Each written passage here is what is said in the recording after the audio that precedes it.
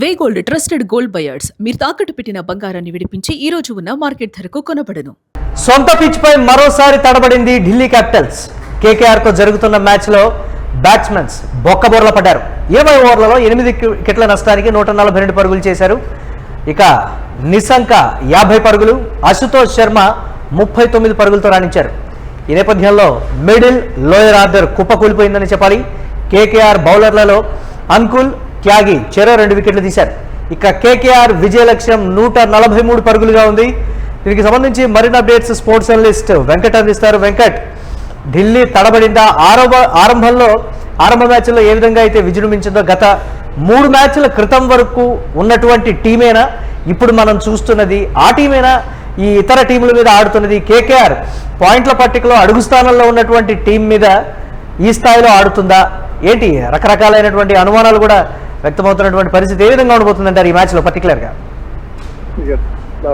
మురళి, ఈ మ్యాచ్ కి సంబంధించి కేకేఆర్ బౌలింగ్ అంటే వాళ్ళు బౌలింగ్ ఆప్షన్స్ కానీ వాళ్ళు తీసుకున్నటువంటి నిర్ణయాలు కానీ అంటే కీలకమైనటువంటి సమయాల్లో అంటే సునీల్ నారాయణ కానీ లేదంటే అంకుల్ శర్మ కానీ వీళ్ళతో వేయించినటువంటి అంకుల్ రాయ్ కానీ వీళ్ళతో వేయించినటువంటి బౌలింగ్ ఏదైతే ఉందో అది చాలా వరకు కూడా ఢిల్లీకి మైనస్ అయింది. అదే విధంగా వీళ్ళ చెత్త షాట్లు కూడా వీళ్ళకి మైనస్ అయ్యాయి అనేది అయితే స్పష్టంగా చెప్పొచ్చు.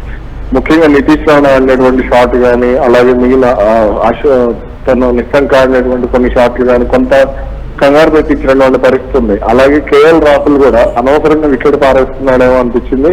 అలాగే మిడిల్ ఓవర్ కి సంబంధించి కీలకమైనటువంటి ఇన్నింగ్స్ ఆడాల్సినటువంటి సమయంలో కూడా ఫెయిల్ కావడం అనేది కొంత ఇబ్బందికరమైనటువంటి అంశంగా చెప్పుకోవచ్చు.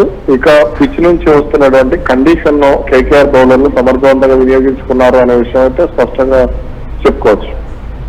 రైట్. ఇక దీనికి సంబంధించి చూస్తే పర్టికులర్గా ఐ థింక్ సో ఇంకొక 4 మ్యాచ్లు మిగిలి ఉన్నాయనుకుంటా కేకేఆర్కి. పర్టికులర్గా గత 2-3 మ్యాచ్ల్లో కూడా లో స్కోర్కే ఆపోజిట్ టీమ్స్ని కేకేఆర్ ఆల్అౌట్ చేయడం, తక్కువ స్కోర్కే కట్టడి చేయడం, తర్వాత బ్యాటింగ్లో విజృంభించి విజయం సాధించినటువంటి సందర్భాలు కూడా మనం చూసాం. ఈ మ్యాచ్ను కూడా అలానే చూడాలా, లేకపోతే సొంత గడ్డ కాబట్టి బౌలర్ల మీద అంటే బౌలర్లు విజృంభిస్తారు కేకేఆర్ బ్యాట్స్మెన్ల మీద అనేటువంటి ఆ కోణంలో చూడాలంటారు? ఎలా ఉండబోతుంది సెకండ్ ఇన్నింగ్స్?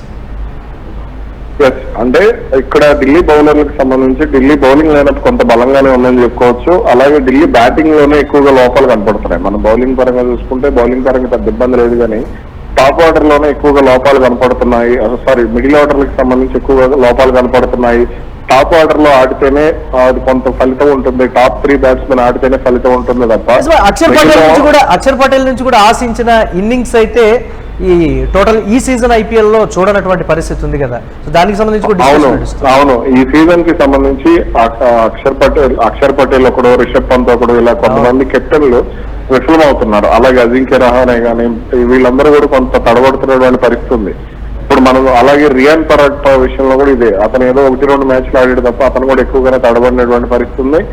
కాబట్టి ఇక్కడ మెయిన్ బ్యాట్స్మెన్ ఎవరైతే ఉంటారో అక్కడ ఢిల్లీకి సంబంధించి కీలకంగా డేవిడ్ మిల్లర్ కానీ, ఈరోజు డేవిడ్ మిల్లర్ లేడనుకుంటా, మిగిలిన వాళ్ళు ఎవరైతే ఉంటారో వీళ్ళు నితీష్ రాణా ఒక మ్యాచ్ ఆడితే మిగిలిన మ్యాచ్లు సరిగా ఆడడు అనేటువంటి విమర్శ ఉంది. అలాగే అశుతోష్ శర్మ కూడా ఏదో 1-2 మ్యాచ్లు లక్కి అంతే తప్ప మిగిలిన కూడా అతను పెద్దగా ఆడేటువంటి ప్రభావం కూడా ఉండదు. అలాగే సమీర్ రిజ్వీ మొన్న ఆడాడు, ఈ రోజు ఫెయిల్ అయ్యాడు. ఐపీఎల్ అంటేనే T20 క్రికెట్ అంటేనే ప్రతి మ్యాచ్ కూడా రాణించగలగాలి, 80% మన ప్రదర్శన బాగుండాల్సింది అనేది అయితే వాళ్ళు అర్థం చేసుకోవాల్సినటువంటి అవసరం ఉంది. ఏదైనా ఉన్నప్పటికీ కూడా ఈ రోజు ఢిల్లీ బౌలింగ్ బాగుంది కాబట్టి మరి ఎంగిడి కానీ లేదంటే స్టార్క్ కానీ ఇలా బౌలర్లు ఉన్నారు కాబట్టి మరి ఎంతవరకు వాళ్ళకి విజయావకాశాలు ఉంటాయనే చూడాలి. ఫస్ట్ ఇన్నింగ్స్ వరకు ఇది బౌలర్ల మ్యాచ్ లాగా కనిపించింది, మరి సెకండ్ ఇన్నింగ్స్ లోనైనా సరే బ్యాట్స్మెన్ మ్యాచ్ అనిపిస్తుంది. అది కంప్లీట్ గా బౌలింగ్ పిచ్చే కాబట్టి. అలాగే కేకేఆర్ బౌలింగ్ కి సంబంధించి కూడా అంత గొప్పగా ఎవరు లేరు, అలా ఓపెనర్లు అంత బలంగా లేరు, మిడిల్ ఆర్డర్ కూడా అంత బలంగా అయితే లేదు.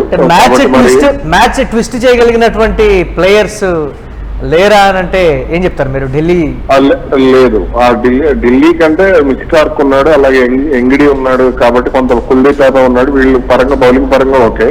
అయితే ఇక్కడ కేకేఆర్ బ్యాటింగ్ పరంగా చూసుకుంటే అంక్రిష్ రఘువంశీ కానీ లేదంటే ఇట్లా ఏమన్నా అజింక్య రహానే ఆడాలి, లేదంటే క్యామరన్ గ్రీన్ కొంత ఆడేటువంటి ప్రయత్నం చేస్తున్నాడు. వీళ్ళు తప్ప నాకు అంతగా బ్యాటింగ్ కి సంబంధించి న్యూజిలాండ్ క్రికెటర్లు ఇద్దరు కూడా సైఫ్రెట్ కానీ మరొక అతను కానీ వీళ్ళు పెద్దగా అంతగా రాణించినటువంటి పరిస్థితి కనపడట్లేదు. మరి ఢిల్లీ బౌలింగ్ ఎలా తట్టుకుని నిలబడతారనేది చూడాలి. యాజ్ యూజువల్ గా మీ ప్రెడిక్షన్ ఏంటి విన్నింగ్ ఛాన్సెస్ బోత్ టీమ్స్ కి? ఢిల్లీ అనుకుంటున్నాను నేను ఈరోజు. మరి ఏమవుతుందో చూడాలి. నేను చెప్పింది రివర్స్ అవుతుంది కాబట్టి మరి ఏం జరుగుతుంది అనేది తెలియాలి. ఇక ఢిల్లీ అయితే ఢిల్లీకే ఛాన్సెస్ కనపడుతున్నాయి. ఢిల్లీ బౌలింగ్ లేని బాగుంది కేకేఆర్ తో పోలిస్తే. గత మ్యాచ్ లో కూడా never under estimate KKR team అని కూడా అభిమానులు కామెంట్ చేసినటువంటి సిచ్యువేషన్ ఉంది కదా. అవును, ఎల్ఎస్జి మ్యాచ్ లో వాళ్ళ ఆట తీరు అలాగే అనిపించింది. వాళ్ళ బౌలింగ్ కి సంబంధించి కానీ బ్యాటింగ్. అంటే ఇక్కడ అజింక్య రహానే కెప్టెన్సీ గురించి పర్టికులర్ గా మాట్లాడుతున్నారు వెంకట్. మనం దాని గురించి డిస్కస్ చేయొచ్చు అసలు? అజింక్య రహానే అతను మంచి కెప్టెన్, అందులో ఎటువంటి సందేహం లేదని చెప్పుకోవాలి. ముఖ్యంగా అతను ఆడినటువంటి ఇన్నింగ్స్ కానీ లేదంటే అతను కెప్టెన్సీ చేసినటువంటి మ్యాచ్లు కానీ కొంత అంటే మొదట తేలిపోయి చివరికి వచ్చేటప్పటికి పట్టు బిగుస్తున్నాడు అనేటువంటి మాట. మరి టాప్ 4 లో నిలుస్తుందా కంటిన్యూస్ గా విక్టరీస్ కొడితే? ఒకవేళ కష్టం, అసలు సమస్య లేదు. వీళ్ళు ఉండరు, వీళ్ళు ఎవరు ఢిల్లీ ఉండదు, టాప్ 4 లో వీళ్ళు కూడా ఉండరు.